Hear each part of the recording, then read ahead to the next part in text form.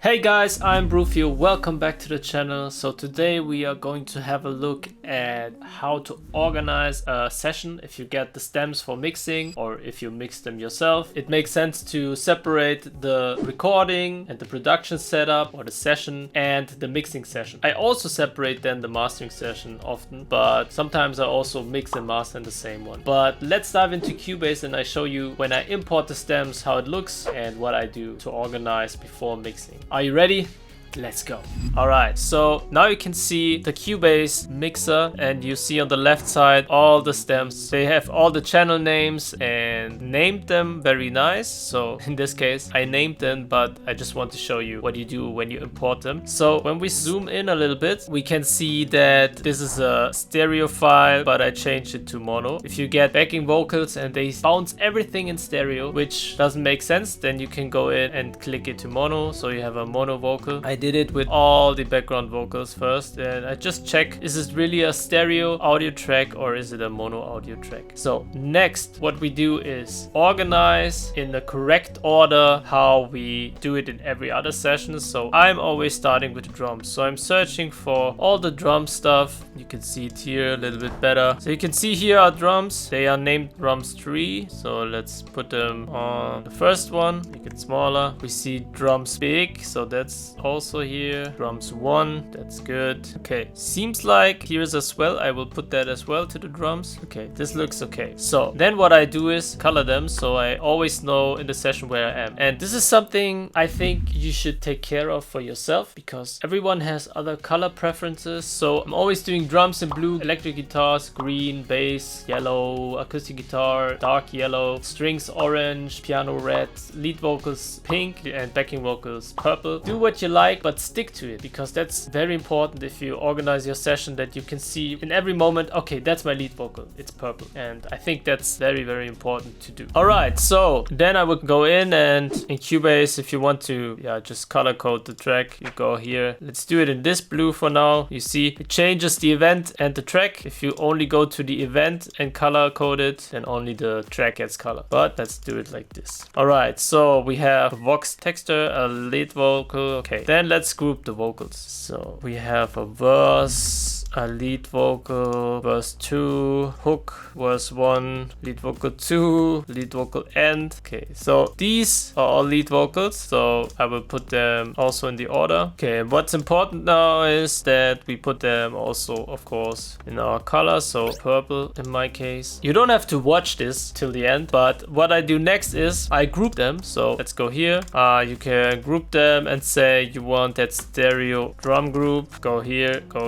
have the grouping. Then you put in, on a Mac it's Shift and Alt, and you click on the output, then you see the drum group. And now all the drums are going to that group, and then Alt and click on the solo button, so that's solo save. So every time you solo one track, it still goes through the drum group. Very important. Of course, if you want to have a template, do this one time, set up your groups and all that stuff, and then just insert all the WAV files. That's what I'm doing all the time. And what you can do then is, of course, also create like a folder. Where's the folder? Here, with drums. And what you can do now is put them into the folder so you can just hide them easily. All right, let's see if it works when I go to drums here.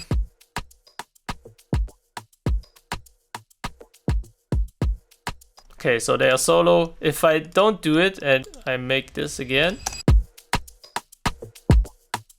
So the solo save is very important because if you have, for example, a delay and you don't have that on solo save, but it's feeding the drums and you just solo the drums, you would not hear the delay. But we want to hear the delay, of course. That's why I'm solo save every group, every effects. So every time I'm soloing something, they will also get through. Okay, so if you mark them all and you can go to Shift Alt, right click, add a track, add group, lead vocal group. Yeah, you already have the lead vocal group, and then assign that again to lead vocals. And I have that stereo because if I'm feeding some stereo delays later on, I want to have them also in stereo and not mono, even if the lead vocal tracks itself are mono. Okay, so then let's also make a folder. and put them in. Okay, so now you can see I have them all organized, color coded, and everything is working. And the next step would be to then consolidate them. For example, if I have the backing vocals here, or let's take the lead vocal, we go in here and say, okay, why don't we just bounce them all to one track? So let's do it like this. So this is named lead vocal, so I would put that on first track. Then I see there's an overlap, so that's fine to leave it like that. Then the next verse, put it here. Then I see we have again vocals here with some overlap, and this is the ending of the vocal. This was a double, I know that for sure. Okay, so if you consolidate it at the end, you will get very limited track amount and not like you would have it if you just start. So let's cut out the junk.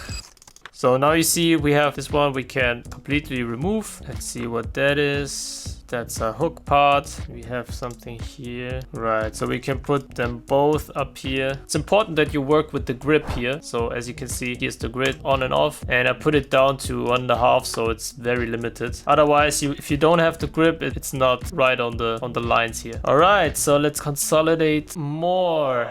One up here, one up here. All right, and again, remove 3 tracks. So now we have only 4. Let's call that one lead vocal 2, because it's not a double, it's like overlapping stuff. Pietro double, and this is, I think, a synth texture, so it's more like a sample, but I will put it anyways to the vocal group. All right, so that's nice. Delete that. So now we have some clean tracks, you know, that's nice to work with, and I will do that now for all the other stuff, so we have an organized session.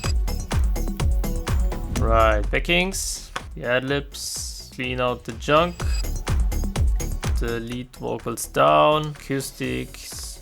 All right. Okay, so I'm doing this because I'm a little OCD, and also I think sometimes you have some claps on the recording, some noise from, I don't know, bracelets and all that stuff, headphones, and we don't want that. So I'm cleaning out all the stuff. I show it to you now manually. Of course, you have the option to do it with like strip silence stuff. Very easy, but okay, not many tracks. Let's do it like this so you see it. Okay, so here I have the reference mix I made already that's the one we fight against and be better than the reference mix. And then we have our master out. Let's call this master.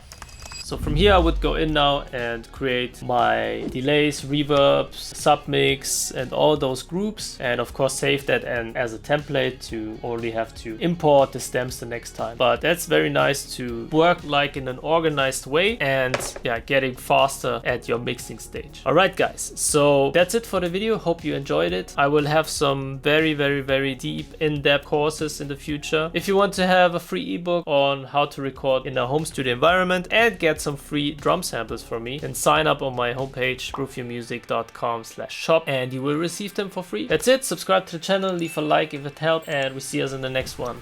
Peace out.